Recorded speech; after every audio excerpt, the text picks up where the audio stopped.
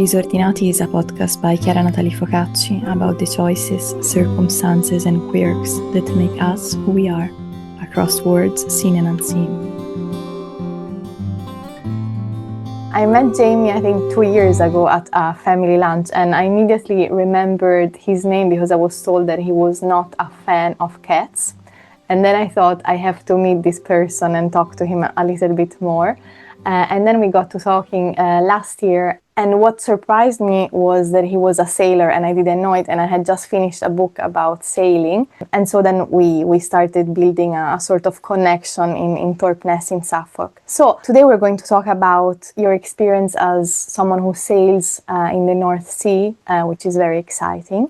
And let's start from the beginning. So what was your first experience at sea and what drew you to this vastness? Yes, I learnt to sail a dinghy when I was about 8 or 9, I think. A friend's father and his son, my friend, we used to go out on a little dinghy together. And then after that, just over the years, I've always done a little bit of sailing. I haven't done a huge amount, but I've always tried to get as much as I can. And unfortunately, most of my working life, we were in Herefordshire, and it's not the best place to go sailing from because you have to go a long way to find a decent sea. But since I've retired, and now I'm only about 40 minutes from where I keep the boat, it's much easier. What was your first memory of when you started sailing as a child? My first memory, getting very wet. Because it was only a small dinghy and we used to capsize it regularly. It was a little mirror dinghy and we learnt the hard way, as you do. And what about now, when you bought your first own sailing boat, how did you feel when you made the decision to get your own boat and invest in it, spend time cleaning it or, just having something that is only yours and it's your hobby, your passion? People say the two best days of owning a boat are the day you buy it and the day you sell it. Oh, God. And in between, there's a lot of work and a lot of expense, but I have to say a lot of enjoyment as well. So when did you get your first boat and did you change types of boats over the years? My very first boat that I actually owned was a little boat called a Corribee, which was a 21-foot sailing cruiser. And it was made actually not far from where I live now. It was a very seaworthy boat and it had at that time actually made several single-handed Atlantic crossings. Not that I ever did anything like that with it, but it was a very good little boat. But unfortunately, the people that make it, the boat builders, have gone out of business, like most British boat builders. There are very, very few left now.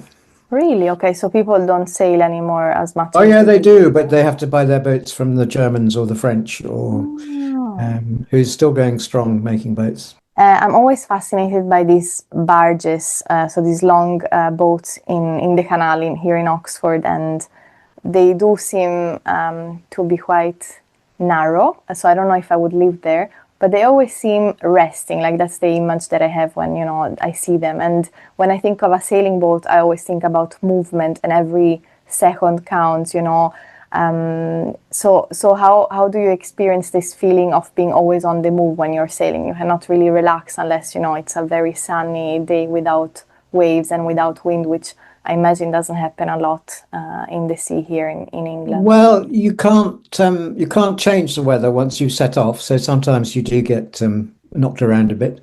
But I'm what you call a fair weather sailor. I've got to the stage of life now when I don't particularly like getting wet and uncomfortable. But it's horses for courses. Some people love going out in the roughest weather they can find. But that's not me today. Okay. But generally speaking, the movement, you get used to it very quickly. And very luckily, I've never suffered from seasickness.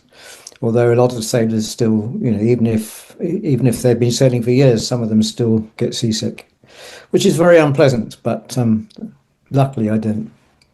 Yeah, that's quite funny to be a sailor and be seasick. Well, Lord Nelson, our the British most famous sailor, was very seasick, so it didn't stop him. You just have to put up with it. But luckily, I haven't had to do that. There's something bigger that draws you to that to the sea and to the sails.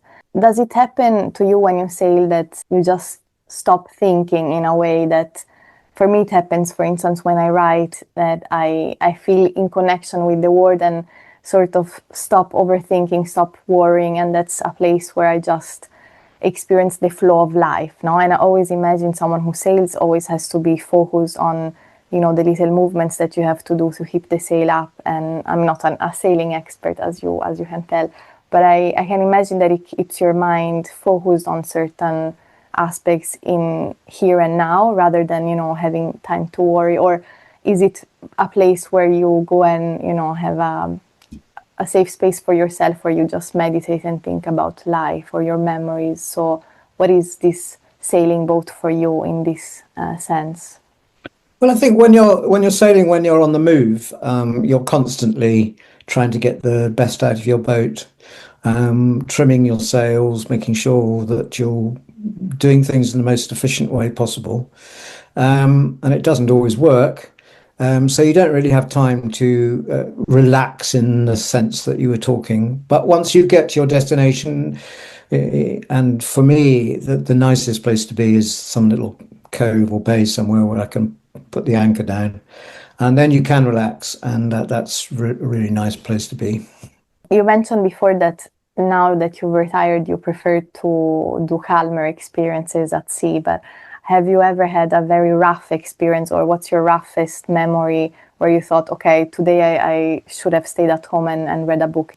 That hasn't happened to me while I've been sailing my own boat, but it has when I was on another boat with other people, and we were picking up a boat from Portugal and sailing it back to Plymouth. So the owner wanted it brought back, and the skipper at that time was, how should we put him, slightly devil-may-care in his attitude to the weather. So we set off from northern Spain, having got there from Portugal, across the Bay of Biscay, which has a pretty horrible reputation for bad weather. And we ran into a gale, which was forecast, but he thought we could get there quickly, and we didn't. So that was what you call quite hairy. It was exciting, slightly scary, but fortunately it didn't last very long. And so after about 6 or 7 hours, it calmed down. Wow, 6, 7 hours of excitement and worry. That doesn't sound something that I would like to do. So in these situations, what is for people who, like me, you know, have never been sailing, what are the types of actions that you take to make sure that you don't die at sea? Well, you wear a life jacket, which if you do fall over, will self-inflate and keep you floating, because you might bang your head having fallen over.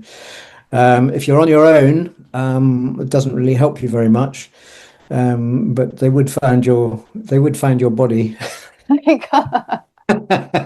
In rough weather, you not only wear a life jacket, but you also have a safety line attached to the boat, so that it makes it impossible to fall overboard.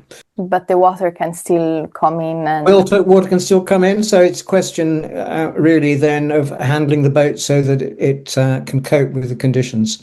So you have very little sail up, and you ride the waves in a particular way so that the boat doesn't get knocked about. So there are techniques for sailing in bad weather.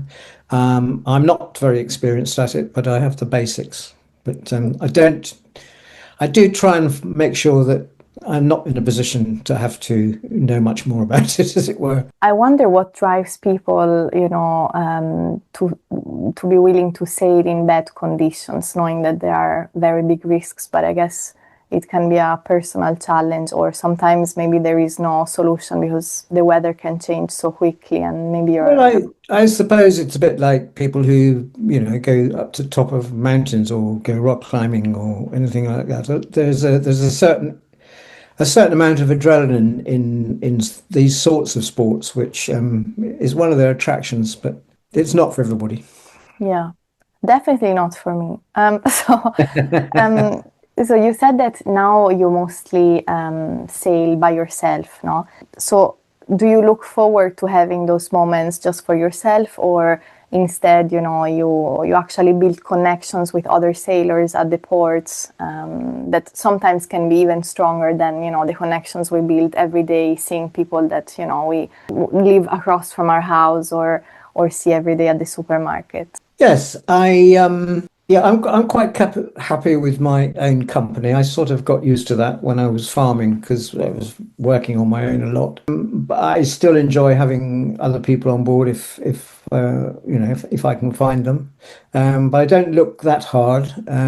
It's quite difficult. Not everybody has the time to spend a long time at sea. So in the past, I've usually, when I've sailed with other people, it's usually for about a week or 10 days. But then there's always the pressure of getting somewhere in that time so that they can get home or you can get home. So this year, this summer, I was determined to have as much time as possible to complete what I wanted to do. So there was no pressure about being in a particular place at a particular time. So where did you go and how long did you stay at sea? Well, I started from Poole in Dorset, where I keep the boat, and I started in the middle of May, and I got back eventually, having gone round the UK, including the Orkney Islands. And so I can't call it a complete circumnavigation of the United Kingdom because you'd have to take in the Shetland Islands, which are a bit further. But that was one step too far for me. And then came down the East Coast and back down to Poole. And it took me just short of 4 months. I was in no hurry and I enjoyed stopping off at places and going for walks and just generally enjoying the scenery. Is your family supportive of this? Because I imagine, saying to someone, okay, I'm now leaving and going to the sea for 4 months. And I assume that there is not a lot of signal if you want to, make calls, or how do you communicate with them? Well, actually, I was very surprised because I was always fairly close to the coast. There were very few places that didn't have a signal that I could use to find out what the weather was going to be like or to make a call home.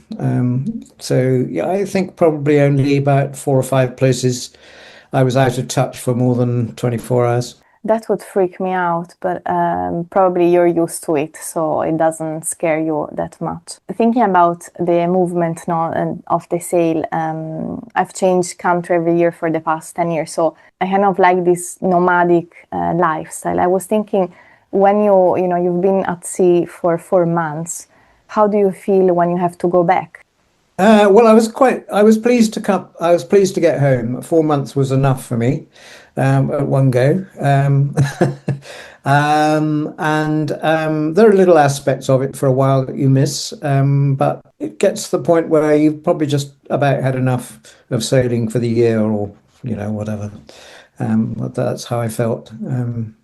But I'm quite keen to get back on the water again. How often do you go back? Well, this year, probably not again. It'll be the next seasons. The boat comes out of the water at the end of this month. Ah, I see. So it's very rare for someone to decide and go sailing in full winter, let's say. People do. As long as you've got a heater on board, you can do that. The weather, of course, is not as friendly as it is in the spring and summer. The problem with that is that I have is that if you want to insure your boat for sailing in the winter, it costs a lot more money. So my Yeah. insurance runs from the beginning of April until the end of October, which is a sort of average sort of period for relatively cheaper insurance. After that, it gets more expensive. Yeah, I can imagine. And In practical terms, what do you bring with you when you sail in terms of food, clothes, etc.? Lots of warm clothing. Luckily, this summer I didn't need that much warm clothing because we had nice weather, which made it a huge difference. But it's always cooler on the water than people think, so you always need plenty of warm clothing, plenty of waterproof clothing as well. People say, well, I tend to agree. There's no such thing as bad weather, only bad clothing. Absolutely. Food, well, you can stop off in places and buy fresh food, but I did exist out of quite a lot of tins. A lot of beans. Quite a lot of beans, yes. A lot of rice, a lot of pasta. But these days you can buy really nice sauces and things that you just put on. And by the end of a day sailing, you don't really want to spend a lot of time cooking. You're a bit tired, so you can open a tin and splash or put some pasta on and a nice sauce or something. That's fine. Every day is different, but what is your general routine when you wake up in the morning in the boat? I wake up in the morning. I just, if I've been at anchor, I like to check the boats where it should be. It hasn't moved during the night, and which can happen. And then I have a routine. I look at I look at my phone and get the weather forecast, which is usually very accurate now for about 48 hours and sometimes longer than that. So you sort of know what the weather's going to be and how warm it's going to be and whether or not you're going to actually go sailing that day. And if it's bad, you stay where you are. If not, off you go again. For how many hours do you sail continuously before you make a stop, usually? Well, my average journey was when I was sailing, was about 30 miles. Sometimes it would be 15, 16, 17, 20 miles, and sometimes it would be as much as 50 miles. And my boat, like a lot of it, which is a 33 foot, that's approximately 10-meter boat, sailing boat, doesn't go very fast. It's probably going, if you're doing 5 knots, which is about 6.5, between 6 and 7 miles an hour, you're doing well. And so if you've got a 50-mile journey, that's about 10 hours. Oh wow, okay, that's a long time. It is, yes.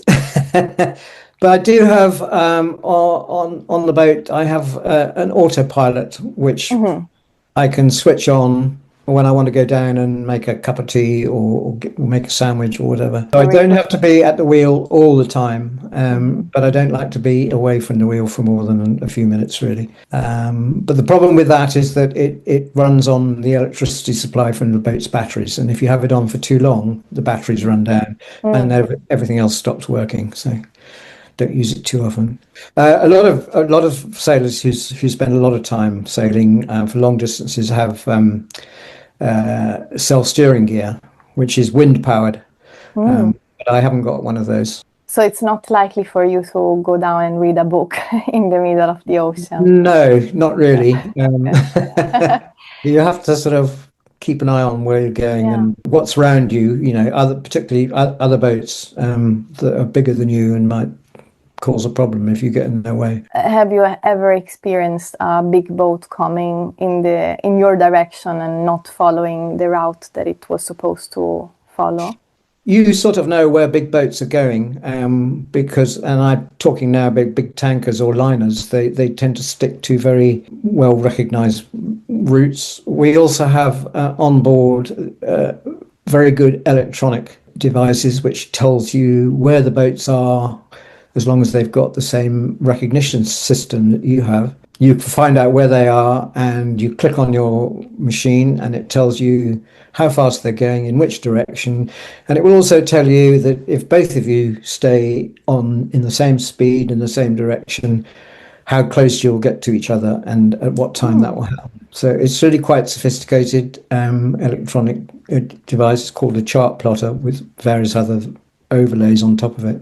It makes navigation and the safety of navigation so much easier than it used to be. I'm nowhere near as skillful as sailors were even 40 or 50 years ago, when electronics were still in their infancy, and people had to rely very much on doing calculations with paper charts. And so you see people with, that rely very heavily on their compasses and their skill at working out where to be at whatever time, and from using their charts. I have a sort of basic skill at that.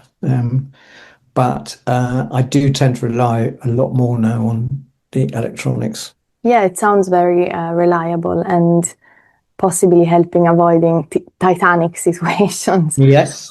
So what was your favorite trip that you've done so far? And also, what is the most interesting character that you've met in one of your trips sailing? If you have met someone. Yes, you meet other sailors. One thing that surprised me quite a lot on the trip I've just done was that there were very few other boats. Sometimes I would go 2 or 3 days and hardly see another sailing boat. Wow. And when you see the hundreds of thousands of boats that are crammed into all the marinas and things on the coast, you wonder where they all get to. I suppose I'm in a lot of people are just weekend sailors and can only sail at certain times of year because they're working. Unfortunately, because I'm retired, I had the time to be able to do it. But a lot of boats are underused. Yes, you meet interesting people when you call into ports and things. You can swap stories and find out where they've been, where they're going, and swap information about nice places to stop. My favourite passage on going around the UK was definitely the west coast of Scotland, which is particularly beautiful. It's a marvellous place for sailing because there are masses of little bays and islands and things you can shelter behind. So you can always find a nice sheltered anchorage somewhere. And provided that the weather is nice, which it was this summer, it's absolutely heavenly up there. Really, really lovely. Yeah, I can imagine. It's like a magical place. And I also imagine that if you're willing to sail in, the United Kingdom, you have to be used to rain and bad weather. And so probably the sailors in this area are very different than the sailors in the Mediterranean Sea. Yes, I have sailed in the Mediterranean, not in my own boat, but I've chartered boats in the Mediterranean, and the big problem there is staying cool. Sometimes it just gets too hot, and of course with climate change and things as it's happening at the moment, I'm not that keen on sailing in the Mediterranean at the moment, particularly in the middle of the summer. However, people still do a lot, and if you choose the time of year correctly, like spring or sort of early autumn, it can still be lovely. But you're quite right. Yes, you have to be prepared in the UK to get wet. And I was so lucky this year because I think I only put my proper wet weather gear on about 3 or 4 times for the whole trip. In 4 months. Wow, that's not Yes. so. Yeah. And what is something that you miss when you're at sea, and then something that you miss when you're back at home and thinking about the sea? Well, if I'm at home thinking about the sea, I actually liked the isolation sometimes. It's nice.